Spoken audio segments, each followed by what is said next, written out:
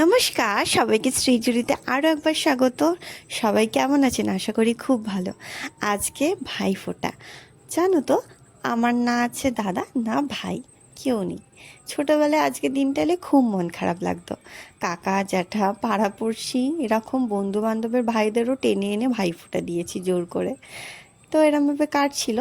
Class 6 তখন প্রথম আমার মাসির ছেলে আসে, দাদা। সেই থেকে আজও অবধি দাদা ভাইফোঁটার দিন যেখানেই থাকুক না কেন আমার কাছে আসে, ভাইফোঁটা নিয়ে যায়।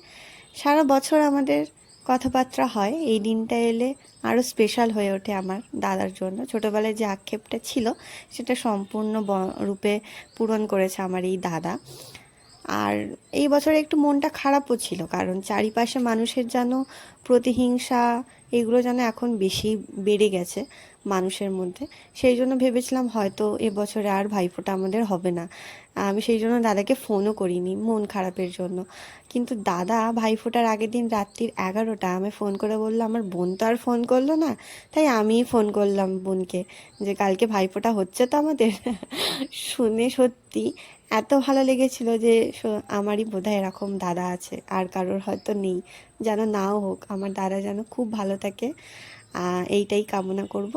আমরা মাসতুতো ভাই বোন, আমরা কেউ একে অপরের রক্তের সম্পর্ক নই, তবু আমাদের সম্পর্কটা যেন চিরদিন এরম থাকুক।